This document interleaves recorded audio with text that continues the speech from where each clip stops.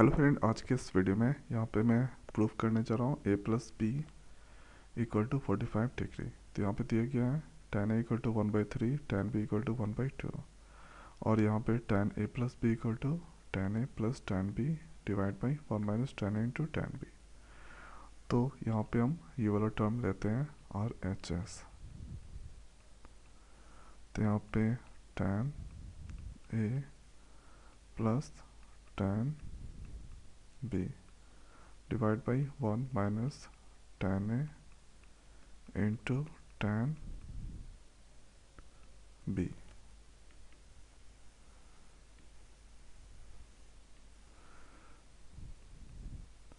अब यहाँ पे tan a का वैल्यू दिया गया है 1/3 प्लस tan b का है 1/2 divide by 1 minus tan a का वैल्यू है 1/3 इंटू 1/2।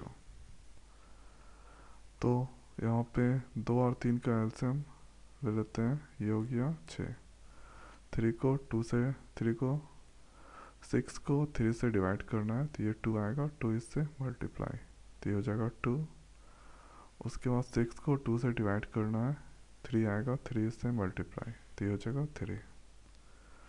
उसके बाद 1 माइनस 1 इंटू 1 1, 3 इंटू 2 ये हो गया 6। उसके बाद यहाँ पे 2 प्लस 3 ये हो गया 5 डिवाइड बाई 6।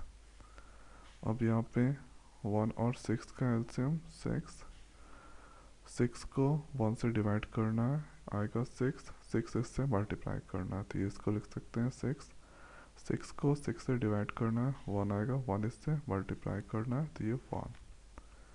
अब ये हो गया 5/6 डिवाइड बाई, यहाँ पे 6 में से 1 गया, ये 5, ये 6। ठीक है। अब यहाँ पे अगर इस तरह का क्वेश्चन रहे p divide by q x y, तो यहाँ पे नीचे वाला टर्म इससे मल्टीप्लाई होता है तो इसको लिख सकते हैं p into Y q into X. तो इसको हम लिख सकते हैं 5/6, ये दोनों को उतार दिए। उसके बाद ये वाला टर्म सबसे ऊपर जाएगा, नीचे वाला 5 ये यहाँ पे इस तरह का फॉर्म में रहेगा। 6 से कैंसिल, 5 से कैंसिल, इसका वैल्यू हो गया 1। तो यहाँ पे RHS इक्वल टू आया 1। तो इसकी जगह मैंने वैल्यू फाइंड आउट किया, ये सभी की जगह 1। तो यहाँ पे है, अब सभी को लेके चलते हैं, जैसे यहाँ पे tan a प्लस b। अब इसकी जगह मैंने वैल्यू फाइंड आउट किया 1 तो यहाँ पे हम लिख सकते हैं 1। अब यहाँ पे जो चीज़ है इसका वैल्यू 1 निकला तो यहाँ पे tan 45 का वैल्यू होता है यहाँ पे 1, cot 45 का भी वैल्यू होता है 1, लेकिन यहाँ पे tan है इसलिए ये टर्म लेंगे तो यहाँ पे हम लिख सकते हैं tan a plus B equal to tan 45। अब यहाँ पे दोनों साइड tan है तो ये दोनों को इक्वेट करते हैं, यहाँ पे लिख सकते हैं a plus B equal to 45, ये आया।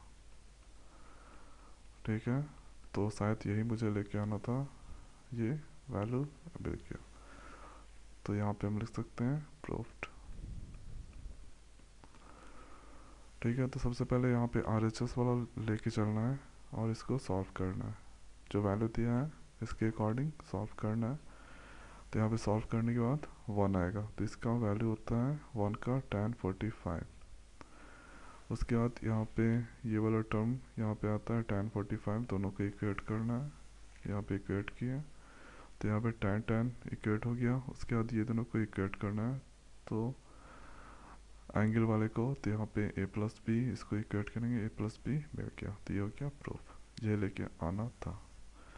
ठीक है, तो मैं आशा करता हूँ कि ये वीडियो आपको समझ में आ गया होगा। तो आज की वीडियो में इतना ही, मिलते हैं नए वीडियो में नए टॉपिक के साथ। Thank you.